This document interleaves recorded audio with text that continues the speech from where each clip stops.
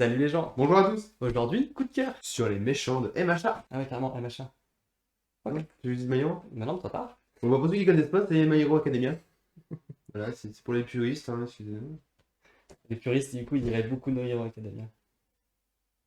Voilà. Mon premier méchant aujourd'hui, surprise pour tout le monde, c'est...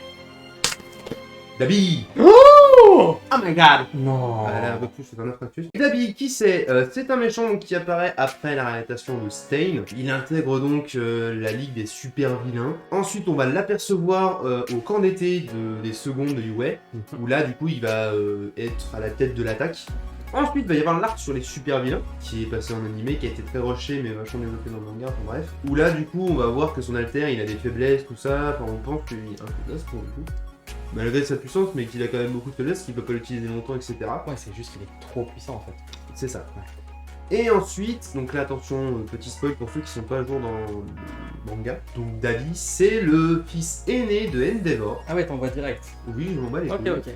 Qui s'appelle donc Toya Todoroki, Ok. qui était donc supposé être mort, puisque la seule chose qu'ils ont trouvé, c'est dans la forêt qu'il avait cramé, c'était sa mâchoire. Son pouvoir, donc c'est correspond à ce que son père en fait, c'est du feu, mais pour le coup qui est tellement puissant que ses flammes sont devenues bleues, et son corps justement, c'est là où il a les défauts, c'est que son corps est relativement, en fait il a arrêté du corps cut de sa mère. En fait, il se crame lui-même avec son corps de Voilà. pouvoir. Quoi. Ouais. Et du coup c'est pour ça que déjà Endeavor a refusé de l'entraîner plus que ça, parce qu'il voulait pas qu'il se blesse, etc. Et il a complètement vrillé. Cet alter, il est vraiment surpuissant que le mec goes. Par contre, son tatouage de cheveux a été super bien cramé. Hein. Ça, je tiens à le dire. J'adore ce personnage, il est complètement déjanté. Le design qu'il a fait pour ce perso, il est dingue. J'avoue qu'il est assez stylé. Je vais commencer, on va dire, par un méchant qui est juste méchant parce qu'il est méchant. Overall. Overall, c'est qui? Overall, c'est en fait un numéro 2 d'un clan Yakuza. Les clans Yakuza, en fait, ils ont perdu un peu toute leur influence avec l'avènement des super pouvoirs, etc. au profit du coup des vilains. Et lui, en fait, justement, il aimerait que son chef, il reprenne un peu la place qui pour lui est due en tant que Yakuza. Et du coup, pour ça, il a plein de petites manigances, notamment mutiler une petite fille pour pouvoir créer un truc qui supprime les pouvoirs des gens. Voilà, des trucs bien sympathiques. Donc on se dit pourquoi j'aime bien ce super-héros. Donc j'aime pas vraiment. Ce que j'aime bien chez Overall, c'est en fait tout l'arc dans lequel il est présent. Qui donne d'ailleurs, je crois que c'est la saison 4, qui est absolument magnifique. Ouais, pour moi c'est le meilleur. Bah, justement, et c'est pour ça que j'ai choisi Overall. Tout ce qui va se passer autour en fait de ce personnage-là, eh ben, je trouve ça super intéressant.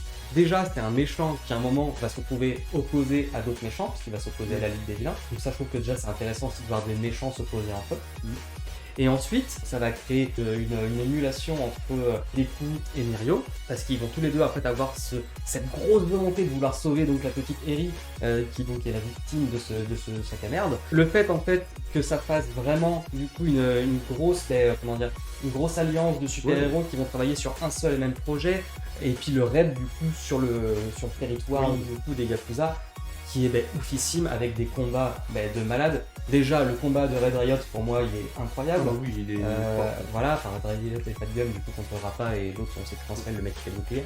Le combat de Sun Eater, oui, exact. qui est quand même assez stylé. Ouais. Et puis, bien évidemment, le combat de Mirio, qui est juste oufissime, où le mec, il part, mais perdant contre tout le monde, et en fin de compte, il leur met une race absolue. Même sans alter, parce qu'il se fait supprimer du coup son alter à cause du traitement.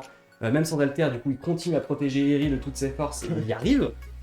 Et surtout, Overall admet devant du coup Night Eye que en fait son élève était meilleur que lui, quoi. Et overall, il a un alter qui est quand même vraiment balèze. Et justement, je voulais y venir après, parce qu'en fait, on va sauter la partie du combat contre Deku. Je trouve que le final est merdique. La partie Deku, elle est intéressante, mais bof, quoi. C'est plus du développement de Deku qu'autre chose. Donc on s'en fout. Je reviens donc sur l'alter Overall, qui est quand même un alter pour moi un des plus ouf qu'on ait pu voir.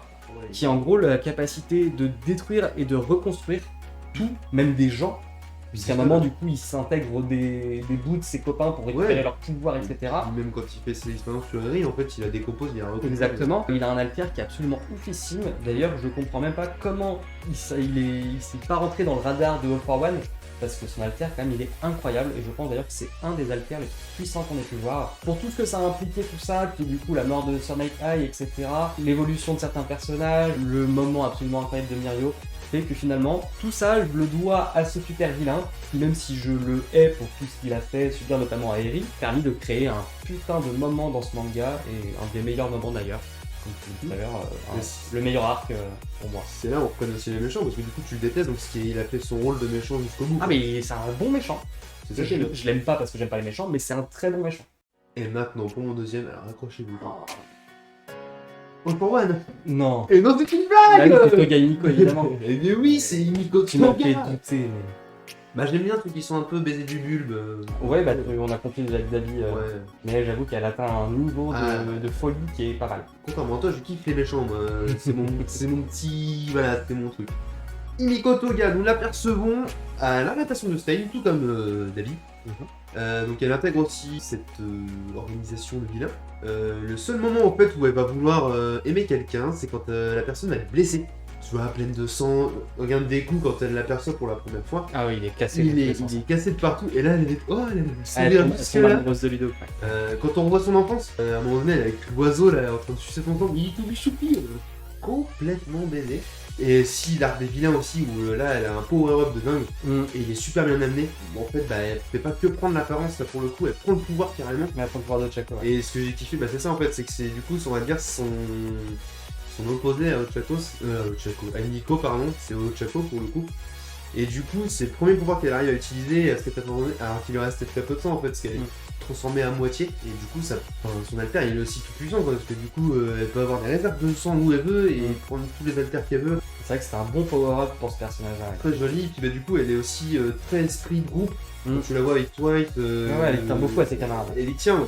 Elle tient quand même à son équipe, à ses coéquipiers, donc ça fait un peu penser que peut-être que dans son enfance elle avait voulu être super-héroïne, je sais pas quoi. Mais surtout, je pense en fait, comme elle a été rejetée très très vite, elle s'est retrouvée avec un niveau de solitude qui fait que le seul endroit où elle est acceptée, c'est dans l'alliance des super vilains. Tout à fait. Et du coup, les gens qui l'acceptent, pour elle, elle les met au-dessus de tout. C'est les Goats.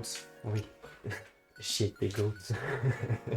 C'est ma numéro 2, c'est ma best. Donc moi pour mon second, pour le coup c'est un méchant que j'aime vraiment bien, c'est Twice. Je tenterais bien de dire son nom complet mais honnêtement je vais avoir du mal. Jin Buibagawara, bref, je vais l'afficher, tout ça.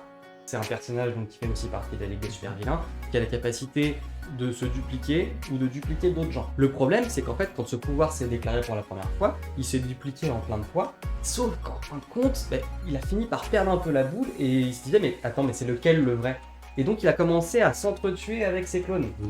Là il est rendu à un point où il est même pas sûr d'être le vrai lui. Et du coup il a plein de personnalités différentes parce que vu que ses clones étaient restés super longtemps vivants, ils ont eu le temps de changer un petit peu de façon d'être, tu vois. Ça c'est un personnage du coup qui est complètement baisé aussi, mais lui du coup vraiment complètement à 100% à cause de son alter. Et ce que j'aime vraiment bien avec ce personnage-là, c'est qu'en fait, il a vraiment une évolution, une vraie évolution. Il a un vrai arc scénaristique qui le développe et qui le fait évoluer. Donc au début, c'est juste un mec qui est complètement taré, qui peut t'insulter et te dire que t'es génial dans la même phrase, parce que voilà, il est taré. Mais après, du coup, il va faire une couille justement quand il va présenter Overhaul à la Ligue des Super Vilains, et que du coup, à cause de lui, Magnet va mourir. Il va vraiment avoir une grosse culpabilité parce que, comme Toga, il est super proche de ses alliés, et c'est super important pour lui. Après, il va, spoiler alert, refoutre la merde en amenant Hawks, qui a réussi à faire croire qu'en fait c'était un traître. Et du coup, ça a foutu la grosse merde chez eux aussi. Donc là, en plus, il s'en reveut derrière. Pendant l'arc des vilains, qui sont opposés encore une fois à d'autres méchants. Et ces méchants-là, en fait, ils vont vouloir le torturer un peu, lui faire du mal en disant de toute façon, il est brisé, etc. Ce qu'ils n'avaient pas capté, c'est qu'en lui pétant son bras, en fait, comme il disparaît pas, ça lui prouve que c'était le vrai lui depuis tout ce temps-là. Donc en fait, il lui soigne ce traumatisme-là d'avoir trop peur de se blesser parce qu'en fait, il avait peur de disparaître et de pas être le bon lui.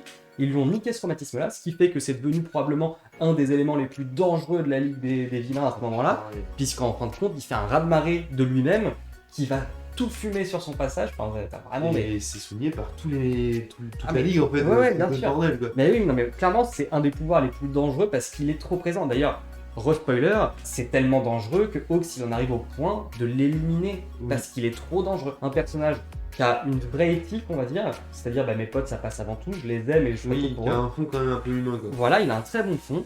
Il a juste pris trop cher à cause de la vie en général et de son pouvoir qui était incontrôlable et qui lui a fait vriller complètement. Justement, il a ce moment où son traumatisme est soigné qui fait que pour moi il a une vraie évolution. Ouais. Et ça, j'ai vraiment beaucoup apprécié. C'est un personnage qui est vraiment, mais voilà, qui a une vraie construction du début à la fin, qui a eu le droit à son arc complet. Je l'ai trouvé passionnant tout le long. Pour le coup, c'est un vrai méchant que j'apprécie, même malgré qu'il soit méchant, et c'est un personnage que je trouve super bien construit. Donc je trouve que c'est un des meilleurs personnages de My Hero. Mais je suis fan de Faith. Je comprends pas. Eh bien, merci à vous de nous avoir regardés.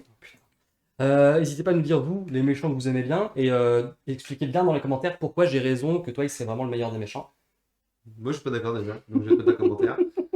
Ou pas de My Hero pour le coup. Comme ça, on Oui, pourra rebondir dessus de sur toute le façon, on contenu. risque de faire des méchants d'autres trucs. Ah oui. Ah oui, oui, oui. Donc voilà, donc à la prochaine, et bisous! Allez, ciao!